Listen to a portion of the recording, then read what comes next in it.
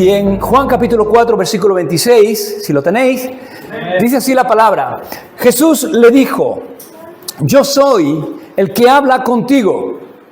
En esto vinieron sus discípulos y se maravillaron de que hablaba con una mujer. Sin embargo, ninguno dijo: ¿qué preguntas o qué hablas con ella? Entonces la mujer dejó su cántaro y fue a la ciudad y dijo a los hombres: venid y ved a un hombre que me ha dicho todo cuanto he hecho. ¿No será este el Cristo? Entonces salieron de la ciudad y vinieron a él. Vamos a orar, vamos a pedir que el Señor nos bendiga. Padre, gracias por este tiempo que podamos estar en tu presencia. Gracias por poder adorarte, poder bendecirte a través de los cánticos, Señor. Gracias, Señor, por los testimonios, Señor, por lo que tú has hecho. Gracias por lo que tú nos has hablado. Y ahora, Señor, abrimos tu palabra y te pedimos, Señor, que tú sigas hablándonos, Señor. Tú conoces cada corazón en esta mañana, Señor. Tú conoces a cada uno de nosotros, dónde estamos, cuál es nuestra circunstancia, cuál es nuestra situación. Y yo te pido, Padre, en el nombre de Jesús, que tú te acerques por tu Espíritu Santo a cada una de nuestras vidas. Y tú nos hables y hagas tu palabra viva para nosotros en esta mañana. Que tu palabra, Señor, haya en nosotros una tierra fértil. Que tu palabra, Señor, arraigue y dé fruto para tu gloria y para tu honra. Y en todo lo que hacemos, Señor, que tu nombre sea exaltado y tu nombre sea glorificado. En el nombre de Jesús. Amén. Amén. Amén, hermanos. Hemos leído solamente 5 versículos que forman parte de un pasaje mucho más extenso que abarca desde el versículo 1 del capítulo 4 y que es un pasaje que conocemos como el encuentro de Jesús con la mujer samaritana. Y sin duda que es un pasaje que yo creo que todos lo hemos leído en alguna ocasión o hemos escuchado acerca de él. Yo también en alguna ocasión he predicado de este pasaje. Pero esta mañana, hermanos, yo quiero enfocarme principalmente en esta última parte de la escena, en estos últimos versículos, y que pudiéramos sacar algunas aplicaciones, algunas enseñanzas que meditaba en esta semana. El versículo 27 hemos leído y comienza diciendo este versículo: en esto vinieron sus discípulos. En el versículo 8 de este capítulo 4, los discípulos habían ido a comprar comida a la ciudad de Sicar, mientras Jesús se había quedado solo junto al pozo. Y la pregunta es, ¿por qué Jesús se había quedado solo? ¿Por qué tuvieron que ir todos los discípulos? Es la primera pregunta que me venía a la mente cuando leía esto. ¿Por qué tuvo que quedarse solo? ¿Por qué los discípulos tuvieron que ir todos a comprar comida a la ciudad? ¿Por qué no fueron solamente unos pocos y otros pocos se quedaron con el Señor para que no se quedara solo? Y hermanos, yo creo que no es casualidad. Yo creo que Jesús quiso quedarse solo para poder tener un encuentro a solas con una mujer necesitada. Yo creo que Jesús quiso quedarse solo porque había una mujer sedienta que necesitaba tener un encuentro a solas con el Señor. Y esa mujer necesitaba un encuentro a solas. Y yo pensaba, hermanos, ¿cuántas veces nosotros necesitamos encuentros a solas con el Señor? Tú y yo, hermanos, también necesitamos encuentros a solas. Tener tiempos donde solamente esté el Señor y tú. Yo y el Señor. Hermanos, porque hay muchas cosas que el Señor puede tratar en nuestras vidas y puede enseñarnos en un lugar como este, cuando nos sentamos en la congregación de los santos. ¿Cuántas veces el Señor nos habla y cuántas veces el Señor trata y nos habla a través de una canción, a través de un testimonio y trata con nuestras vidas y trata con nuestros corazones?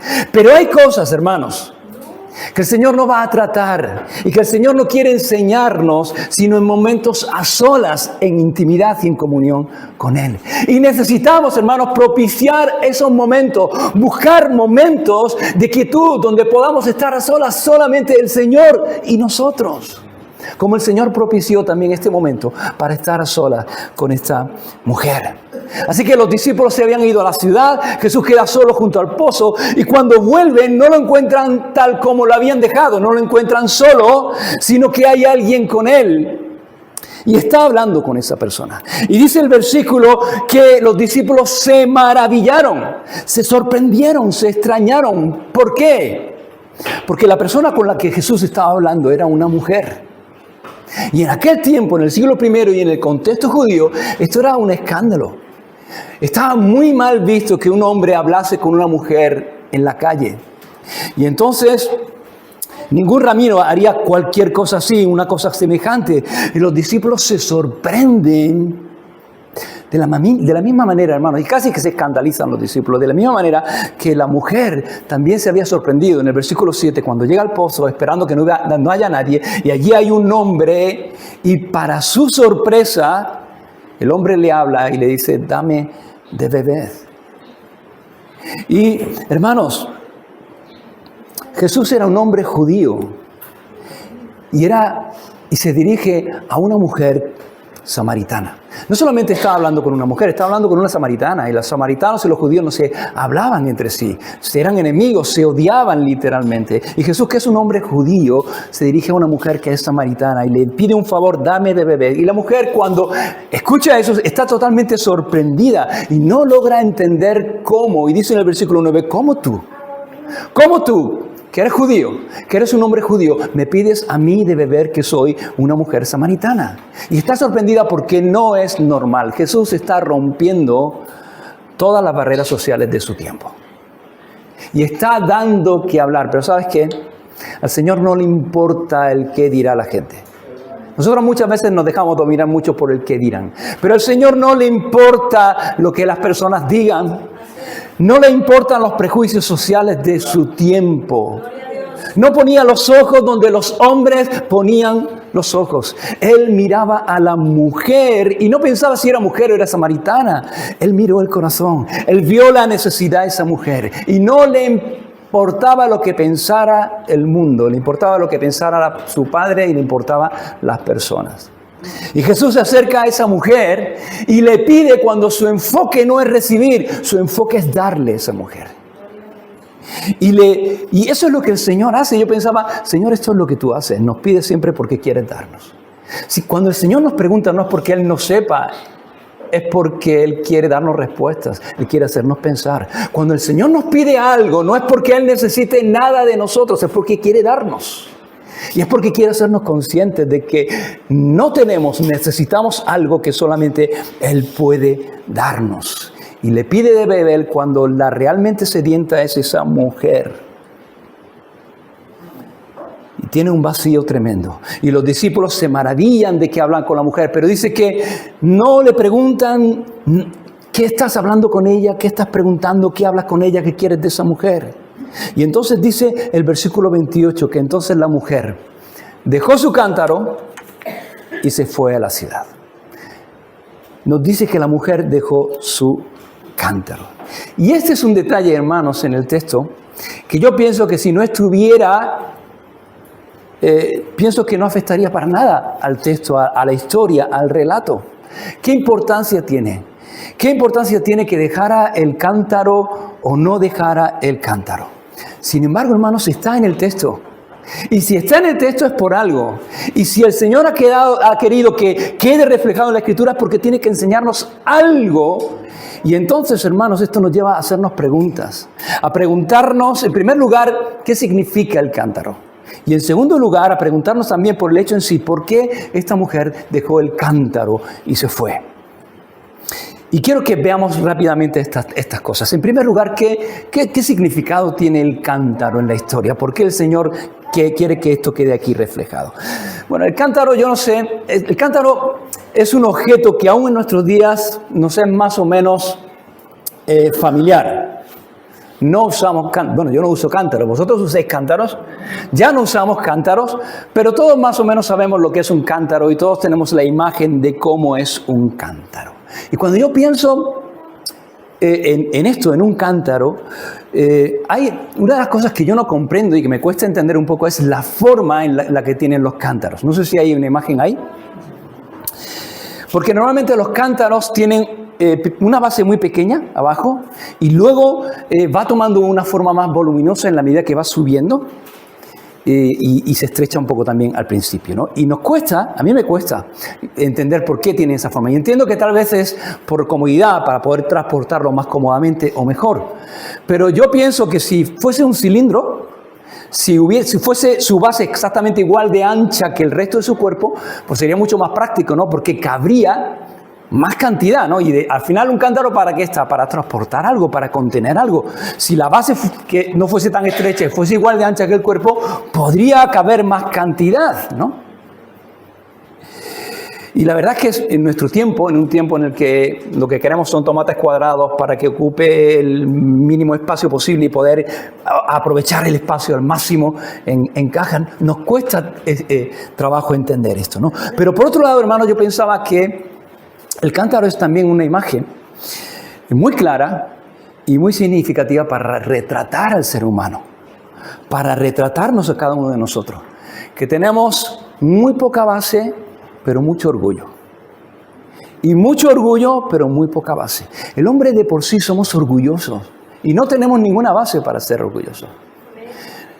Pensamos y nos creemos y a veces pensamos en nuestra vida y nos miramos a nosotros como si fuésemos el protagonista de una película, la vida fuese una película y nosotros somos los protagonistas y pensamos que somos los más fuertes, pensamos que los que se mueren son otros, que los que le pasan cosas malas son a otros, que hay cosas que a nosotros no nos van a pasar, que solamente les pasan a otros, hasta que un día cogemos una gripe o una enfermedad y entonces nos damos cuenta que tanto que nos creíamos y todo lo que nos creíamos realmente tenía muy poca base.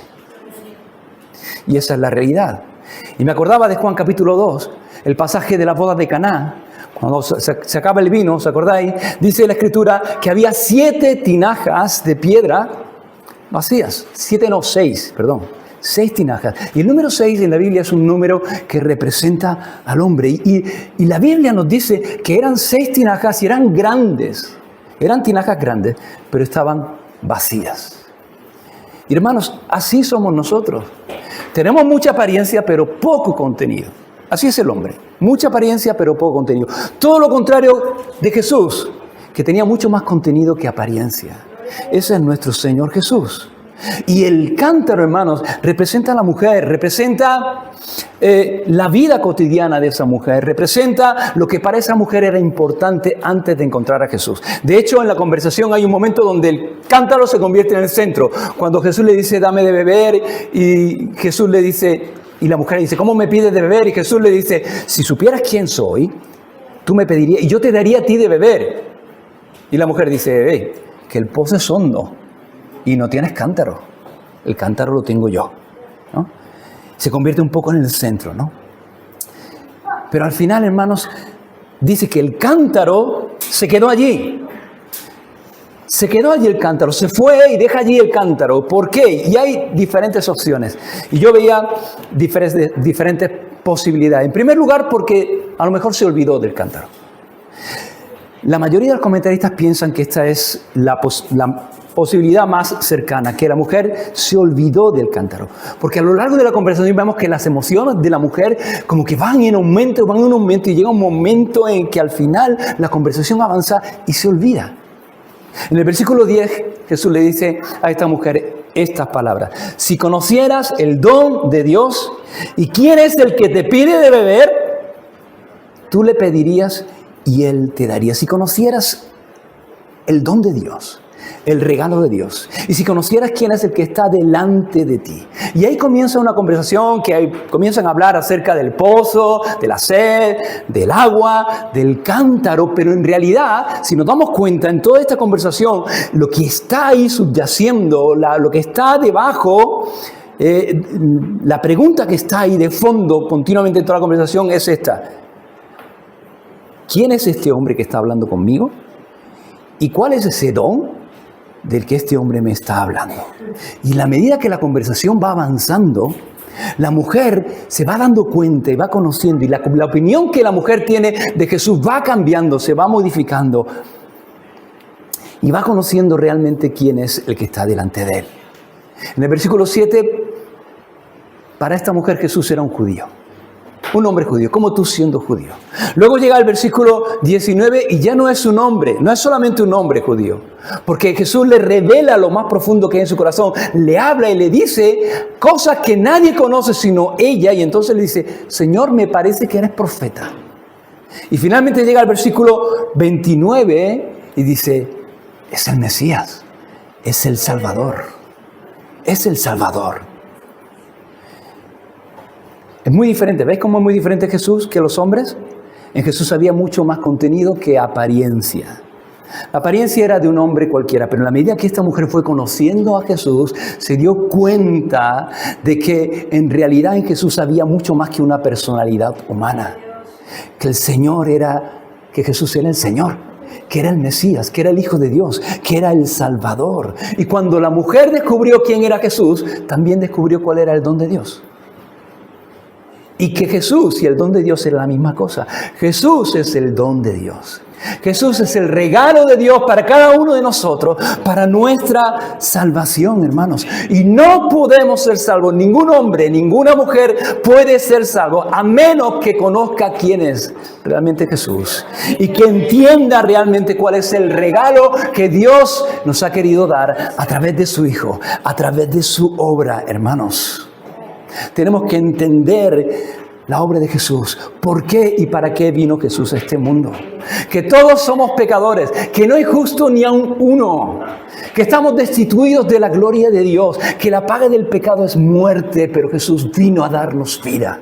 Jesús vino a morir por nosotros, en nuestro lugar, cargando nuestros pecados. Y en su muerte, hermanos, Él nos ha dado vida.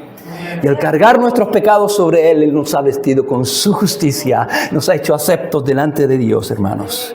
Y la mujer, en la medida que va conociendo a Jesús, y cuando conoce quién es el que realmente está delante de ella, y el don de Dios, queda tan impactada, está tan impresionada con ese hombre, con sus palabras, sus emociones están tan a flor de piel, que se olvida de su cántaro.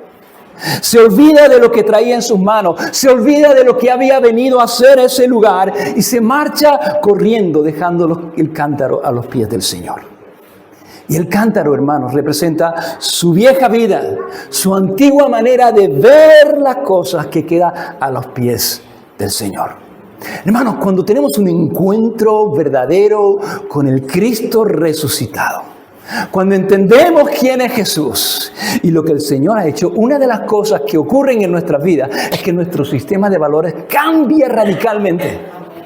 Lo que para nosotros antes era valioso e importante, ya no lo es. ¿Por qué? Porque hemos encontrado la perla de gran precio. Porque hemos encontrado en Jesús el tesoro escondido. Las cosas viejas pasaron y aquí todas son hechas nuevas. Lo que queda atrás, olvidamos lo que queda atrás y nos extendemos a lo que está por delante. Nos olvidamos de nuestros sueños, nos olvidamos de nuestras propias metas, de nuestros propósitos para abrazar los sueños de Dios y el propósito de Dios para nuestra vida. Porque sabemos que los sueños de Dios y el propósito de Dios para tu vida, para mi vida, es infinitamente mejor, infinitamente mayor. Y nuestra manera de pensar, nuestra manera de sentir, nuestra manera de vivir cambia, no somos los mismos. Nuestro enfoque es cambiado. Conocer a Jesús, conocer lo que el Señor ha hecho por nosotros, cambia nuestra perspectiva del mundo y cambia nuestra perspectiva de nosotros. Conocer a Jesús, hermanos, nos hace humildes. No hay mayor humildad que verte a los pies del más grande. Nos hace ver la perspectiva correcta y nos hace humildes, hermanos, en el sentido bíblico de la palabra. Porque la humildad no es pensar menos de nosotros, como decimos, sino pensar menos en nosotros.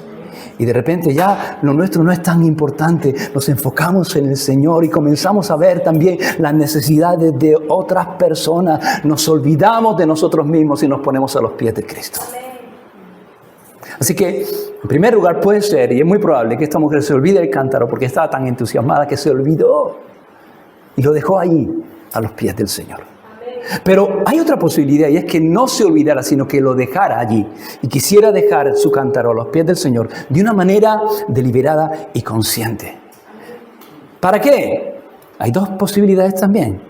En primer lugar, a lo mejor esta mujer dejó el cántaro allí de una manera deliberada para que Jesús lo usara, para que Jesús se sirviera de él. Jesús estaba junto al pozo, los discípulos habían venido, habían comprado comida, tendrían sed, necesitarían beber y resulta que no tenían cántaro. Y por tanto la mujer deja el cántaro allí. ¿Para qué? Para que Jesús lo usara. y para que también sus discípulos pudieran beber de ese cántaro. Y hermanos, esta es otra característica de una persona que realmente ha tenido un encuentro con el Salvador, con el Maestro. Es un deseo de servir a Dios y de servir al Señor con lo nuestro, de poner lo nuestro a los pies del Señor, de poner nuestros recursos, nuestro tiempo, nuestros talentos, nuestras habilidades, lo que tenemos, ponerlo a los pies del Señor para que Él se sirva de ello. Hay un deseo en nuestras vidas, cuando hemos encontrado al Señor, cuando el Señor ha llenado nuestra vida y nos ha asociado, hay un deseo de que el Señor use nuestra vida para dar de beber también a otros. Que Dios llene nuestro cántaro para dar de beber a otros. Que poner nuestra vida en su servicio. Como la única respuesta a tanta misericordia y a tanto amor que hemos recibido de Él. ¿Y cuál fue el primer servicio de esta mujer? Hay un deseo, tiene un encuentro con el Señor. Y eso nos lleva a un deseo de servir al Señor y de servir al Señor sirviendo a otros. Porque hermanos, no podemos servir al Señor sin servir a otros. Entonces, ¿cuál es el primer servicio? Dice el versículo 29, que vino a la ciudad y dijo a los hombres. Hermanos, a los hombres.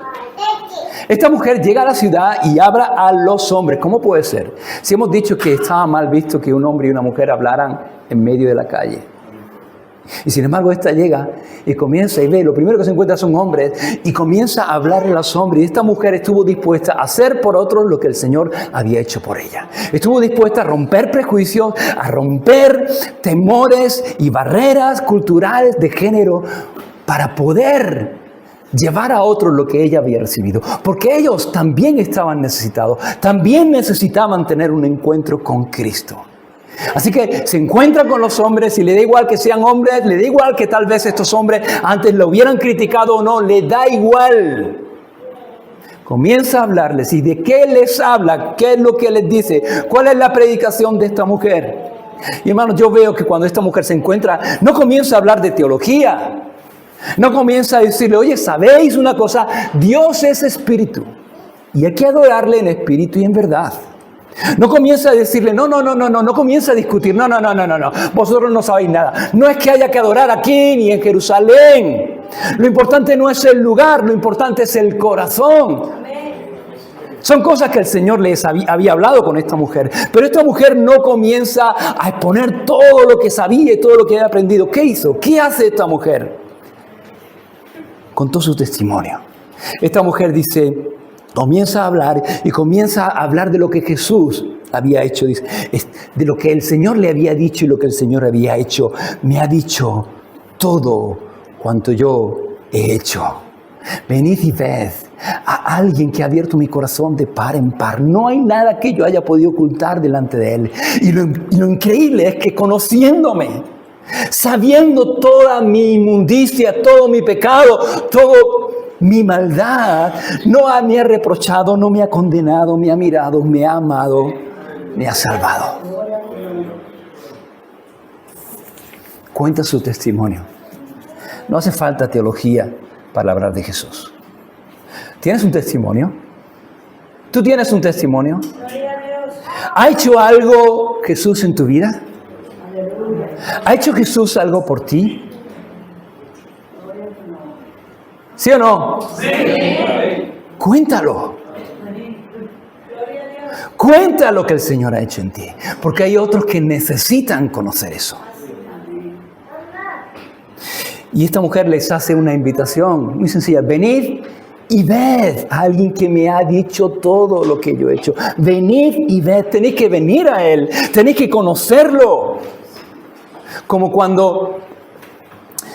Andrés se encuentra con Natanael, Felipe se encuentra con Natanael, ¿os acordáis?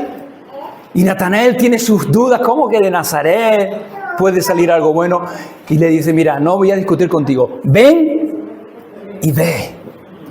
Tienes que venir, tienes que verlo con tus propios ojos, tienes que conocerlo. Hermanos, dos verbos que indican acción, dos cosas que todo hombre necesita hacer y dos cosas que si tú no has hecho todavía necesitas hacerlo. Venir a Él, acercarte a Jesús. Tenemos que venir a Jesús, tenemos que acercarnos. Y podemos acercarnos, ¿sabes por qué? Porque Él se ha acercado a nosotros. Porque Él ha quitado la barrera de separación. Y no podríamos acercarnos a Él si Él no se hubiera acercado primero a cada uno de nosotros. Pero porque Él se ha acercado a nosotros y ha quitado el muro de separación, ahora podemos acercarnos a Jesús. Y tenemos que venir. Y tenemos que ver. Tenemos que conocer a Jesús. Conocerlo. Y cuando lo conocemos, hermanos, te aseguro que cuando le conoces y le conoces de verdad, tu vida cambia. Tu vida no puede seguir igual. Tu vida es transformada.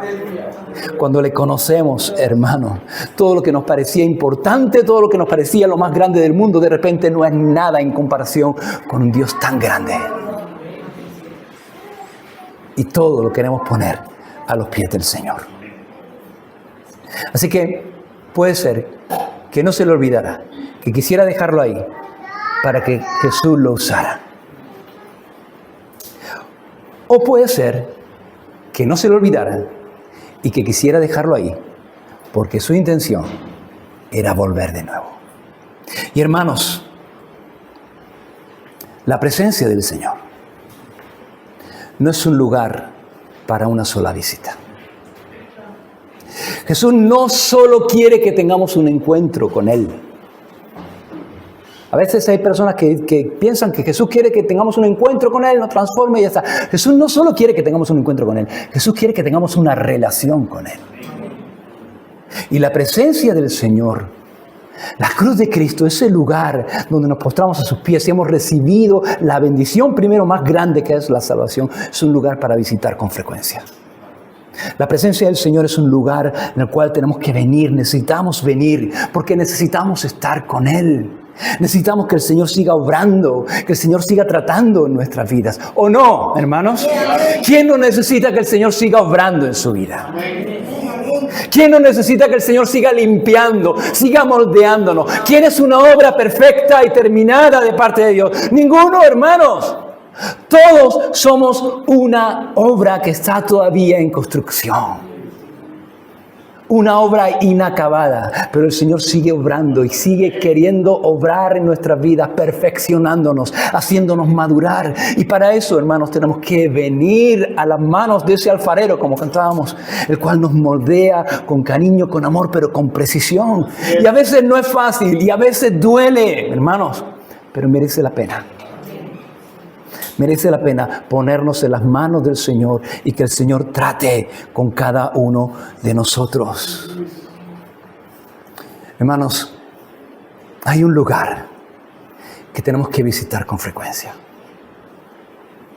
Y es el lugar donde nos encontramos a solas con el Señor. Porque nuestra vida está en Cristo. Y cada día necesitamos acudir a Cristo. Hay un pasaje en el Antiguo Testamento, en Jeremías capítulo 2, versículo 32, que es un pasaje que para mí me resulta muy triste. Jeremías 2:32 dice así, estoy terminando, hermanos. ¿Se olvidará la virgen de su atavío? ¿O la desposada de sus galas? Pero mi pueblo se ha olvidado de mí por innumerables días. Hermano, ¿cuánto tiempo hace que no buscas al Señor? Piénsalo. ¿Cuánto tiempo hace que no tomas un tiempo y te apartas a solas y te quitas el reloj y te pones delante de tu Biblia y delante del Señor? ¿Cuánto tiempo hace? ¿Podría Dios decir hoy de nosotros, mi pueblo se ha olvidado de mí por innumerables días? Hermano, qué triste es que nosotros diciendo que conocemos a Dios y procurando ser luz en medio de la oscuridad, realmente no aprovechemos y hagamos uso de algo tan hermoso como es la comunión diaria con nuestro Dios. Hermano, no saques a Dios de tu agenda. A veces estamos muy liados, tenemos tiempo para un montón de cosas. Hermano, y no me digas que no tienes tiempo, porque tenemos tiempo para un montón de cosas. Tenemos tiempo para las redes sociales, para la televisión, tenemos tiempo para hacer deporte, para ir al gimnasio, para un montón de cosas tenemos tiempo. Y no tenemos un hueco, no tenemos 20 minutos, no tenemos media hora para ponernos delante de su palabra, para que Él nos hable y para postrarnos delante de nuestro Dios, para orar, para hablar con Él y para escuchar lo que Él tiene que decirnos. No me digas que no tienes tiempo. Hermanos, tomemos el tiempo. Toma tu agenda, toma tu horario y marca un tiempo para estar con el Señor. Porque necesitamos estar con el Señor. Hazlo. Termino, hermanos. He dicho que no iba a ser muy largo, y creo que lo estoy cumpliendo. Algunos estarán asombrados.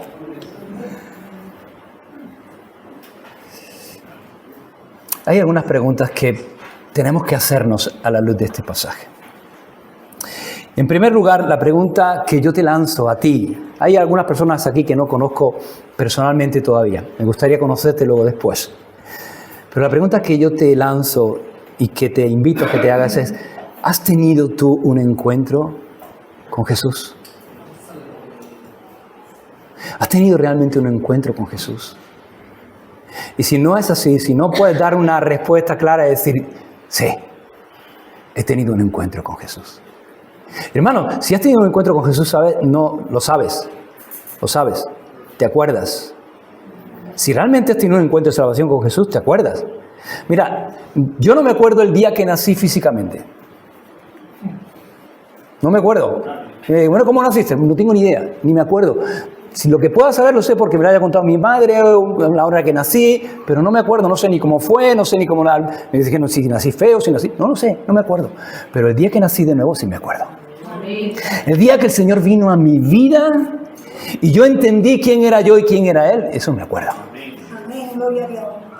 Te digo, amigo, hermano, ¿has tenido un encuentro con Cristo?